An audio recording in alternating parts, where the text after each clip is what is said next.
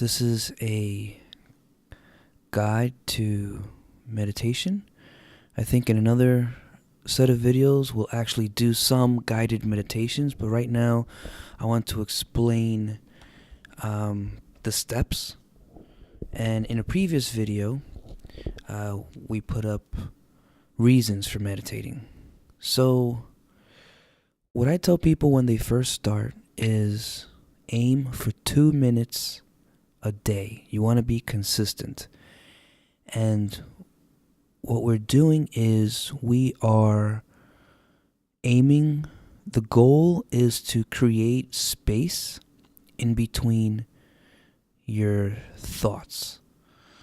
So we all have, or most of us have, a steady stream of thoughts that do not stop, and that continues throughout our life until we practice some kind of mindfulness that allows the thoughts to separate, and you get space and you separate yourself from being carried away in your thoughts. And I think that no matter how good you get, you still need to practice it. So aim for 2 minutes a day. You don't need 10 minutes. You don't need half an hour. Start with 2 minutes, but every single day. Consistency is the important key. Consistency. So what you want is a quiet place where you're going to be at peace, undisturbed by people, by interruptions. Turn off your cell phones and your phone, and tell your loved ones or whoever you're with, your roommates, that you are in a private time and you need like 5 minutes. But I'm telling you 5 minutes of private time so that you can prepare for your 2 minutes of meditation. So you need an undisturbed place. Now, essentially, there are many types of meditation. I do not know them all. I don't even know what to call them. I mean, they have different names in different languages and different origins, and there's probably some that are very similar and from different cultures and probably the same thing. I don't even know technically the kind of meditation I do. I think it is considered Zen meditation. And I believe that the goal that I talk about with space in between your thoughts, that there's a term for it called thoughtless awareness. Thoughtless, as in no thought, thoughtless awareness. And I know there are also yoga practices that support this. Certain practices, the sects of SECTS, of yoga, or Buddhism. But so without getting into definitions, I'm just gonna go more into the actual practice. So when you're ready, what I do is I find a place to sit up straight. Some people use a chair. I actually sit on the floor. I sit on the floor in my room or my studio. And I do that because I don't know, I've gotten used to it. You don't have to sit full lotus or half lotus. You could just sit, when they used to call in elementary school, Indian style, cross-legged. Just be comfortable. Some people like to sit on top of a pillow. I think that kind of helps, actually, if you're not used to it. If you're not used to sitting on the floor, a little elevation under the rear is actually kind of helpful in staying comfortable. But as far as your legs are concerned, you don't have to do anything painful. As a matter of fact, you can even meditate with your legs sticking straight out in front of you if you're sitting on the floor. Um, and if you want to, feel free to start off like that. I do think there is some interesting energy movement when your legs are folded. And I mentioned lotus and half lotus. If you don't know what that is, don't even worry about it. You can look it up. But basically, if you can sit cross-legged and be comfortable, I suggest trying that. You might need to put a little padding under your ankles, maybe extra socks or something, so that your ankles don't brush hard against the floor. Or you can also use a chair. Just make sure that you're comfortable when you sit back. Many people, probably more people, use chairs than anything. I've never enjoyed really meditating in a chair. I'm not sure why. So once you find your sitting position, you want to sit up straight and you want back support. So make sure your chair has like a straight back, something where you're not leaning too much in one way or the other. I think that's important for your energy. If you know about chakras,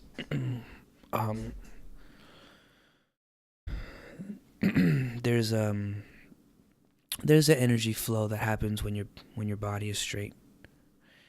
And well, the energy is always flowing, but there's an easing, an opening of the channels for your energy to flow. And so when I sit on the floor, I actually sit against my bed because this allows me to have a back straight. When I'm in someone else's home and I'm meditating, or let's say I'm in a hotel, I'll actually sometimes sit against the wall on the floor. So I'm sitting cross-legged on the floor and back straight against the wall, wherever I'm comfortable. And that's where I'm doing it. The point is to have your back straight. This includes your head, but you don't have to have your head completely against the wall or something. You just make sure that your head is sort of kind of in line with your back. I don't think it's a good idea to have your head down too much because I think that affects the psyche. So,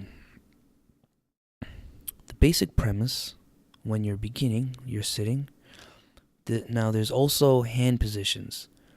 In my opinion, I think there's 4. So, the one that I do is I cup my hands in front of me on my lap and basically like I'm receiving something in my hands, one palm over the other. There's different teachings about what one palm over the other means, the left over the right over the left. I do left over right. I don't know if it really matters, but that's, if you're sensitive enough, it may, I don't know. There's also if you keep your thumbs separate, or if you bring them together to make a circle.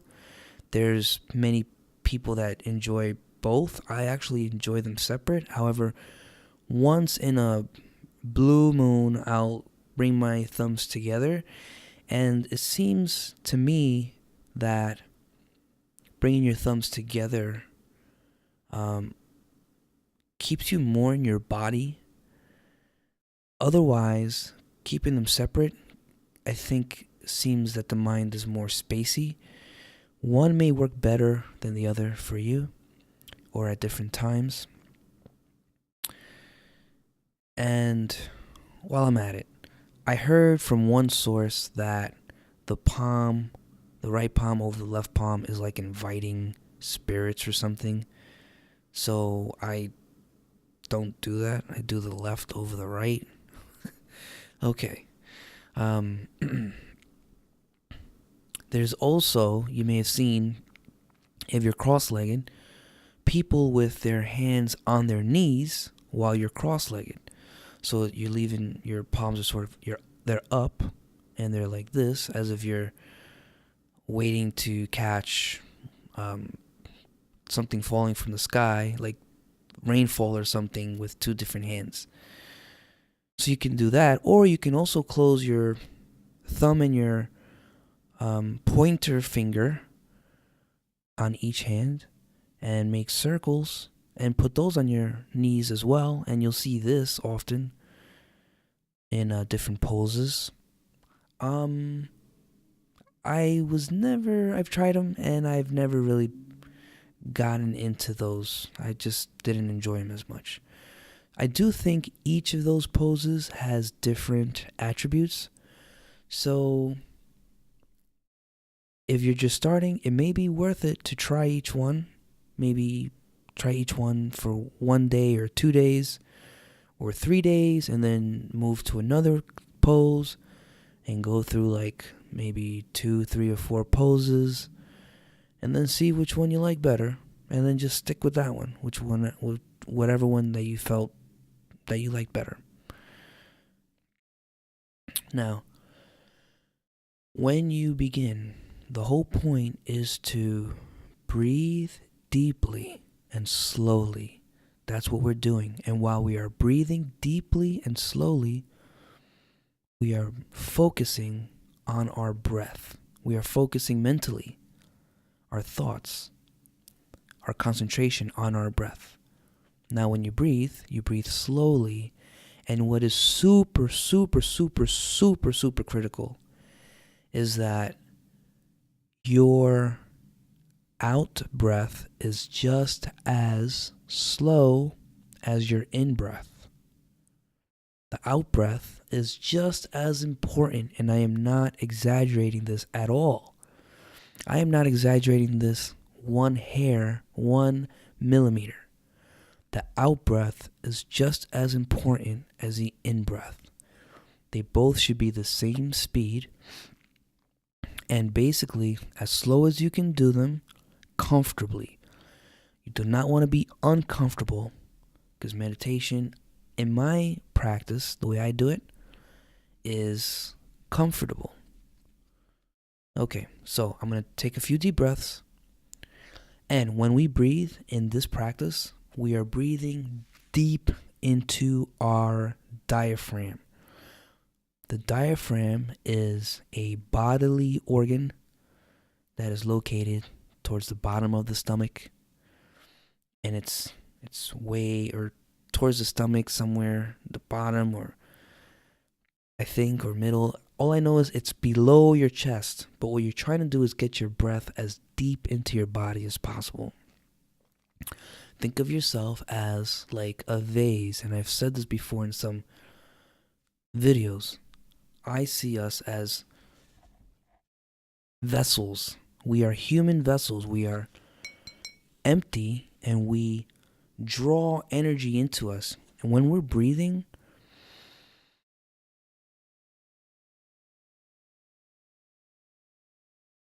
this is a flow. We are intentionally flowing energy, and we are modifying and affecting the energy that is flowing through us when we breathe. So, how I imagine it when I'm thinking about my breath, and I believe that for beginners, it is best to focus on your breath, because our minds wander. They're always wandering, as you know. So we need something that's constant, something that is there, that is tangible, that is present, that you can always reach and grab. Whenever you think about it, you can grab it. That's the breath. The breath is like water, crucial for life and energy and love. So, when you're breathing breath, think of yourself as the vessel, and you're just, if this is the top, let's say like the mouthpiece, you're breathing in, and you're all the way into the bottom where you can, as comfortable to reach your comfort limit. And you hold it for a second or two, and then you breathe out just as slowly as you breathed in.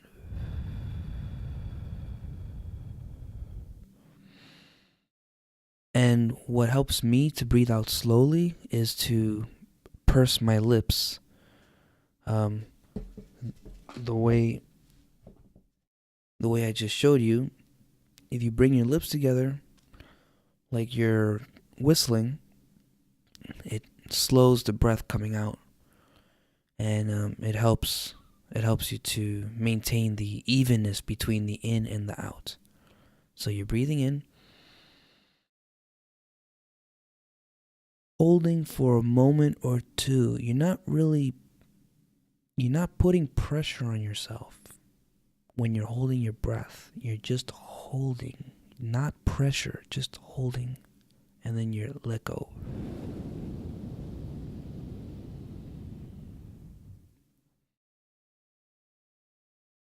That feels great. Yeah. So you're doing that. You are focusing on your breath for 2 minutes. That's all. Now, what happens when you first start? When you first start, you may think about your breath like once during the whole time. For like the first month, it's hard because our minds are always wandering and jumping around. But remain consistent and you will improve. Remain consistent. And no matter what you think about, do not beat yourself up. It's okay. You're a beginner. Everyone, how many years, think about it. How old are you? Take that age. Now you know how many years your brain has been thinking in the same way, which means without stopping.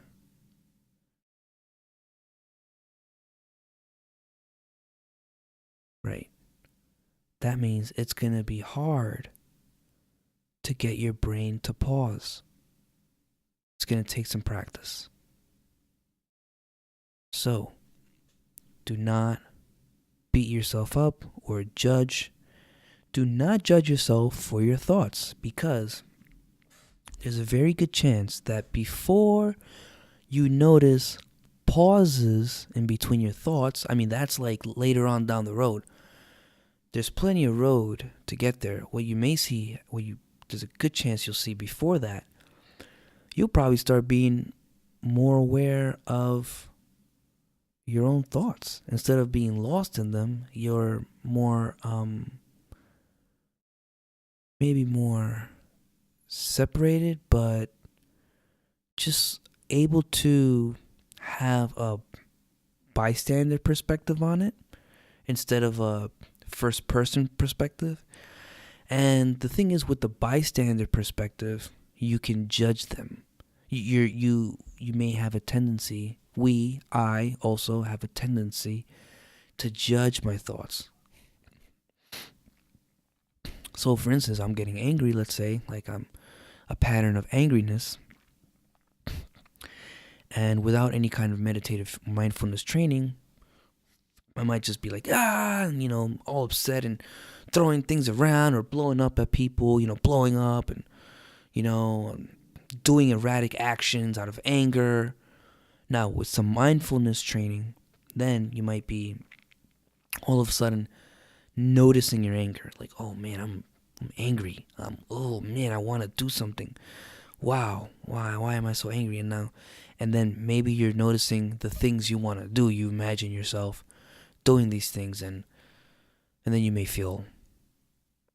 judge that. You may, oh wow, that's so dumb, or I feel so bad for these thoughts that I'm having. So the point is, as you get deeper, more farther along into mindfulness, you're gonna be more aware of your thoughts. And critical and absolutely crucial is to not judge what you're thinking. When I say not judge, I don't mean be like allow anything to happen, because you want to guard your thoughts. That's another big point of mindfulness, is seeing your thoughts, observing them, and proactively choosing thoughts that you want versus thoughts that you don't want. Because thoughts lead to actions, and thoughts have way more power than leading to actions. Thoughts attract other thoughts, and thoughts attract situations.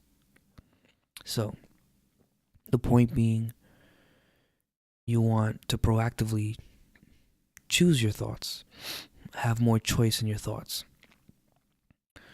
But do not judge the thoughts that you see, because part of this is you're going to see a lot from within you. When you start mindfulness, you're going to see a lot of things that are you're going to start noticing more about yourself, your inner self, and you have to accept these things and work through them and love yourself. And no matter what, love yourself and be okay with who you are. And if you need to improve, then you improve. If you need to change things, you change things. Okay, so when you're meditating and you see thoughts in your head, do not judge them.